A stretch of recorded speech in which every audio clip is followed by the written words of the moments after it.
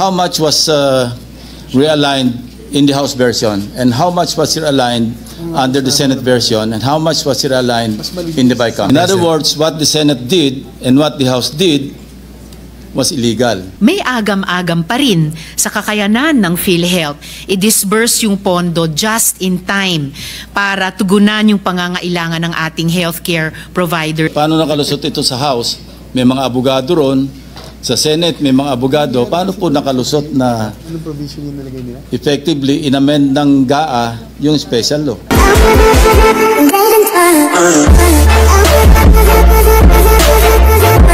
Next to interpolate is the Deputy Minority Leader, Senator Risa Ontiveros. But before that, Senator Risa, I would like to acknowledge, I can see one of our visitors here, the newly minted Chief of the Philippine National Police, General Torre. Welcome to the Senate. Please proceed, Senator Ontiveros. Salamat po, Mr. President. Doon naman po sa manifestasyon ko po kung mamarapati ng good gentleman mula sa San Juan, bilang isa rin po sa mga author at advocates ng universal healthcare, na-appreciate ko po yung mga issue at saka concern na ni-raise ng good gentleman mula sa San Juan. Nanghihinayang po ako, Mr. President, na hindi nakapagpasa ng amyenda sa UHC law sa nagdaang Kongreso, subalit may panahon at pagkakataon ngayong Kongreso na repasuhin at siyasatin itong implementasyon ng UHC Act. At yun din po ang ginawa ng good gentleman from San Juan sa kanilang privilege speech ngayon. Batid ko po na ang layunin natin ay yun ang progressive realization ng UHC, pero totoong may several bottlenecks na kailangan pong tukuyin o tugunan para ang UHC ay mailagay talaga on track sa layunin nating makamit sa mga susunod na taon. Gusto ko lang pong bigyang diin muli ang ilang mga concerns na yung ilan dito ay binanggit na ng good gentleman mula sa San Juan. Una po, pagtugon sa long-term financial demands nga po ng UHC. Laging kulang. Gaya ng sinabi din po ng mga nakaraang interpellations, hindi sumasapat. Yet, may mga nakatenga at pinapabalik pa o binabalik ng mga pondo at may mga reklamo talaga sa mababang PhilHealth benefit delivery rates. Pangalawa, bagaman may mga inobasyon sa primary healthcare service delivery ang DOH at ang PhilHealth, yung pagnarrow natin sana sa gap ng healthcare infrastructure at capacity at by extension yung shortage at maldistribution ng mga healthcare workers, nananatili rin po itong isang concern. Pangatlo, ang UHC kailangan palakasin talaga yung mga provincial at saka citywide health systems.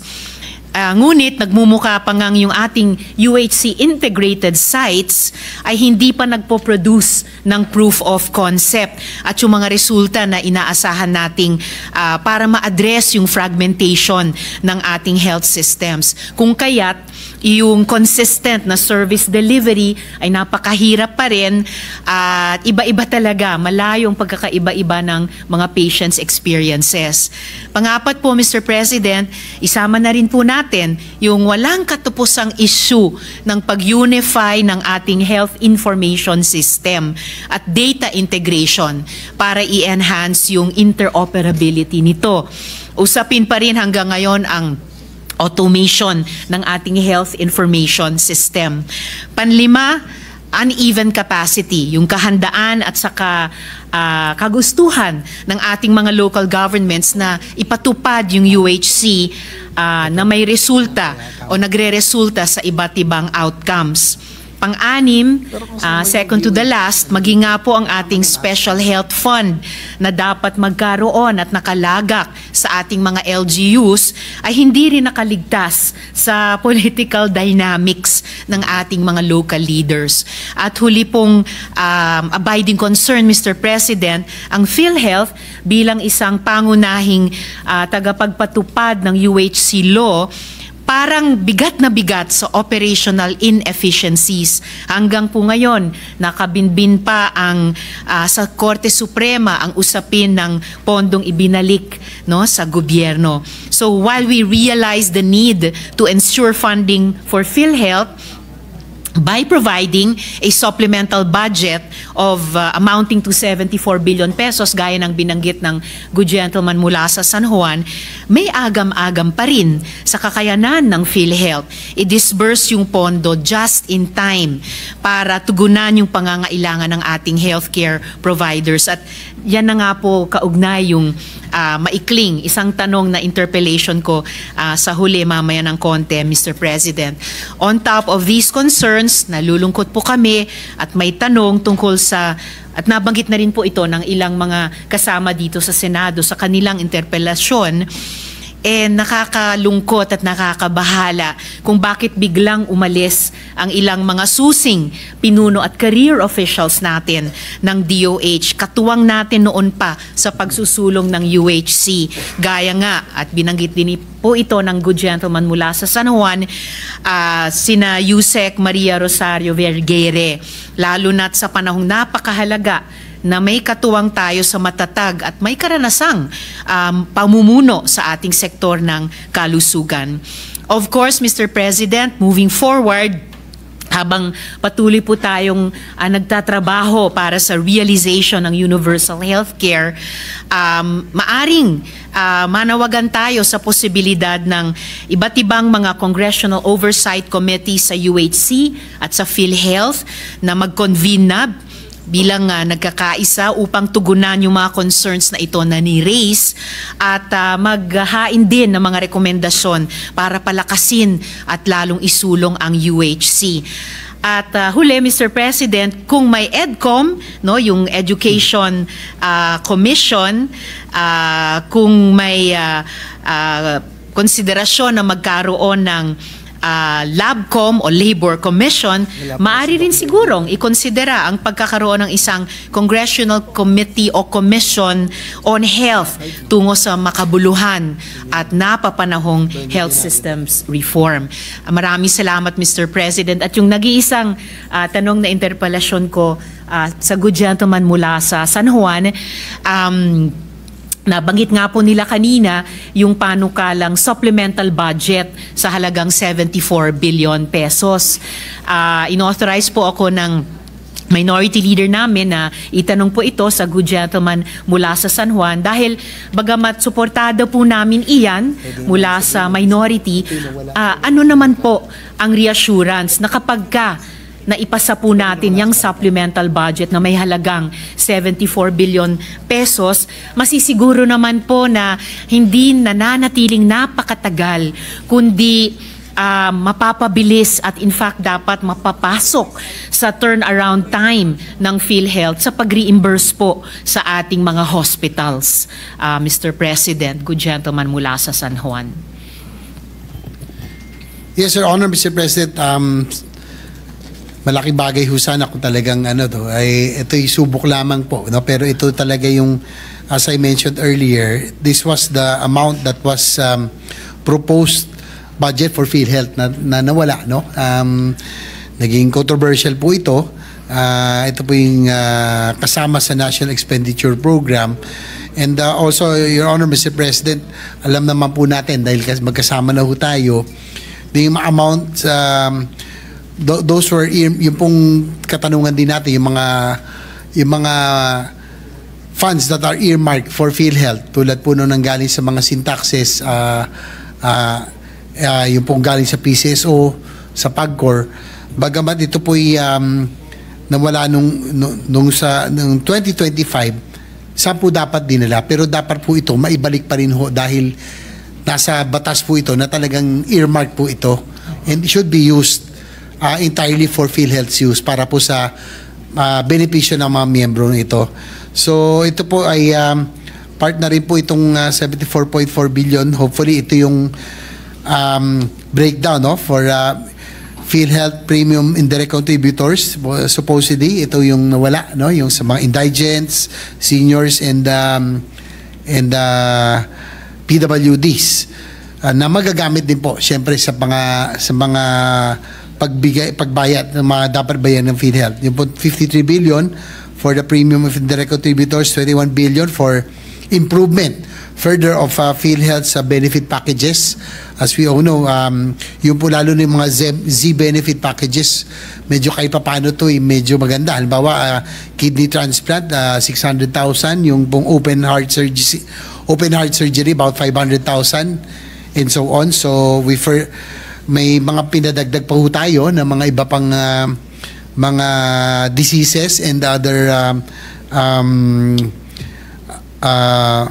mga bagay na pwede pa isama, no? Pati yung dental, may isama na rin po. And so yun po, yung 53 billion, 21 billion, at yung 128 billion health insurance and others. So we're hoping that with this, kahit paano naman, ay yung pong binanggit ng Pangulo na zero balance billing and others, kahit paano maging katotohanan, no? It will be a challenge, no doubt, no? Pero kung talaga pupunduhan po naman natin, ay sa tingin ko naman ay malaking bagay. And I would say that kahit paano kung ito po diretso natin maibibigay, ay mararamdaman kaagad ito na ating mga kababayan. Bago ako tumugon, Mr. President, the good gentleman from Cavite would like to interject. With the permission of the Deputy Minority Leader. Yes, Mr. President. Senator Lacson is recognized. Thank you, Mr. President. With the permission of the gentleman from San Juan and the distinguished lady from Iloilo, what you're trying to... my question first, Mr. President, is at what point during the budget deliberations of the 2025 budget was the 74 billion realigned to other items from the PhilHealth funds? BICAM, House version or Senate version? Your Honor, Mr. President, sa House version po, nandun po, pero mas nabawasan sa atin ng konti, bahagya. Pero doon po sa BICAM talagang nawala Mas na. malaki. How much was realigned in the House version, and how much was realigned under the Senate version, and how much was realigned in the BICAM?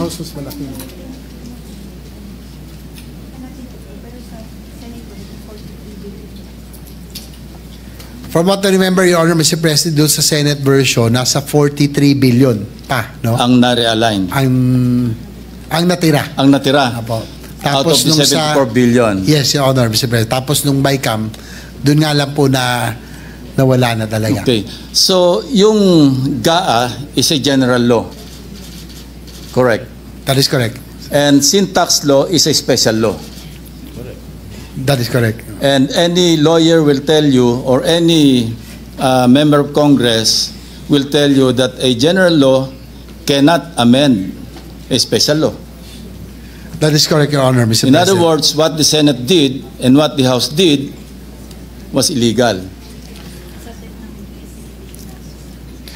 Your Honor, Mr. President, that's already nasa subject na ho yun siguro Alam sa ko po, Supreme Court. tinatanong ko lang. Alam ko nasa Supreme Court. And we're just discussing, dapat alam natin, hindi natin pinayagan, kasi alam nating the GAA, being a general law, cannot amend a special law, which is the sin tax law. That is correct, Your Honor, Mr. Kasi President. naka-earmark yan under the sin tax law. Tama po. Yung So bakit nakalusot po sa Senate? yung syntax law at yung sa PCSO, sa PAGCOR, lahat po yun ay naka-earmark dapat talaga. Yun nga ang tanong ko po. Paano nakalusot ito sa House? May mga abogado ron. Sa Senate, may mga abogado. Paano po nakalusot na effectively inamend ng GAA yung special law? Yun nga po, Mr. President. You may not answer, Mr. President. Thank you very much. Thank you, Senator Lacson. Salamat, Mr. President. By way of closing my brief interpellation sa good gentleman from San Juan, 2 punto po. Una, importante po yung pinoint out ng good gentleman from Cavite. At yun po yung isang dahilan na kasama ng dating minority leader na si dating Senador Coco Pimentel. Nag-manifest po ako nung BICAM, nung nakaraang budget debates na hindi ko pipirmahan yung BICAM version dahil effectively dinifund ang PhilHealth. despite the fact, tulad ng pinaalala ng good gentleman from San Juan kanina lamang, yan po ay amounts na earmarked. Earmarked po ng batas tungkol sa buwis, earmarked po mula sa mga government-owned and controlled corporations. And pangalawa po, Mr. President, muli kaya po importanteng constitute at ma-convene muli yung Joint Congressional Oversight Committee sa Universal Healthcare Law para iwasto, no, yung mga mali noon, punuin yung mga gaps para hindi po paurong kundi pasulong yung implementasyon natin ng UHC. Yung nabanggit po ng good gentleman from Cavite and San Juan, yan nga po yung kaso na nasa Korte Suprema pa. At sana po kung maagang magkaroon ng ruling dyan at hari nawa alang-alang sa DOH at PhilHealth, mas maaga nang maibalik ng executive yung pondong iyan sa PhilHealth para hindi na kailanganin pa ng Kongreso mag-appropriate parang muli ng 74 billion pesos na iyan na talaga namang by laws ay earmarked para sa PhilHealth. Maraming salamat sa good gentleman mula sa San Juan. Salamat po, Mr. President. Thank you, Senator Ontiveros.